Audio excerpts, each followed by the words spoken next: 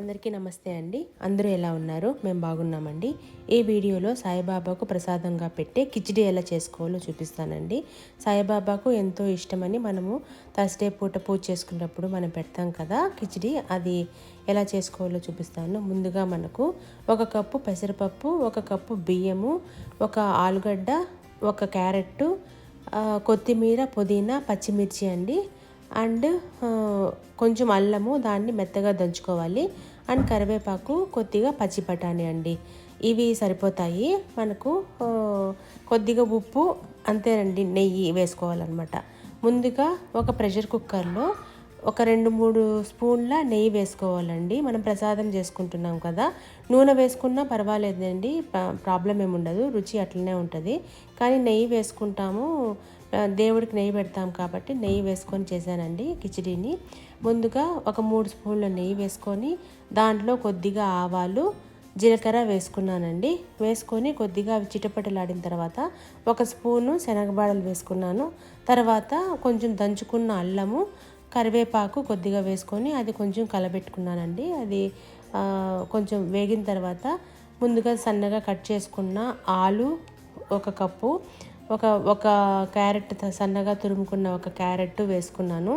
అవంతా కొంచెం వేయించుకున్న తర్వాత పచ్చి బఠానీ ఉంటుంది కదండి, నేను ఫ్రోజన్ బఠానీ వాడాను.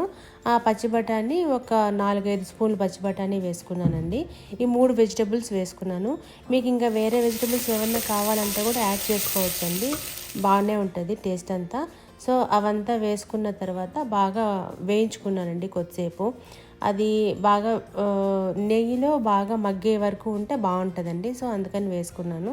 తర్వాత బియ్యము 1 కప్పు, పెసరపప్పు 1 కప్పు, కొంచెం వాటర్లో బాగా 2-3 సార్లు కడిగేసుకొని దాన్ని కూడా కుక్కర్లో వేసేసానండి. వేసుకున్న తర్వాత ఒకదానికి 2.5 కప్పు వాటర్ అన్నట్టు, అంటే బియ్యానికి 2.5 కప్పు, పెసరపప్పుకు 2.5 కప్పు వాటర్ తీసుకొని, అంటే టోటల్ 5 గ్లాసులు వాటర్ వేసుకున్నానండి. 2 గ్లాసులు పప్పు అండ్ బియ్యానికి వేసుకొని అంతా కలుపుకున్నానండి. కొద్దిగా తగినంత ఉప్పు వేసుకున్నాను. అండ్ మళ్ళీ కరివేపాకు వేసుకున్నానండి, కొత్తిమీర వేసుకున్నాను.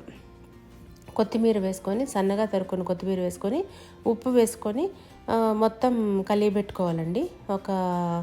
అన్నీ బాగా ఉప్పు అంతా వాటర్లో కరిగే వరకు మనం కలిపెట్టుకోవాలి.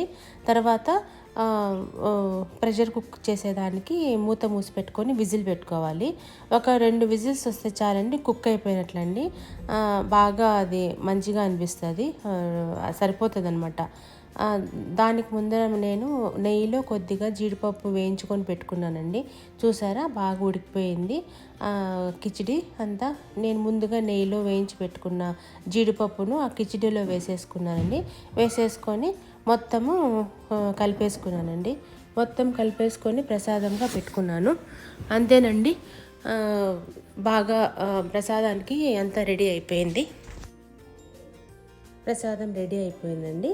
బాబాకు చాలా ఇష్టమైన కిచిడి అండి. చాలా ఈజీగా చేసుకోవచ్చు, తొందరగా కూడా అయిపోతుందండి. 2 విజిల్స్ పెడితే సరిపోతుంది. ముందుగా ప్రిపరేషన్కి ఒక 10 నిమిషాలు సరిపోతుందండి, తొందరగా అయిపోతుంది. సో ఈ విధంగా ఈజీగా తయారు చేసుకోవచ్చండి. మీకు ఈ వీడియో కనుక నచ్చినట్టయితే please like, share and subscribe to my channel అండి. నమస్తే అండి.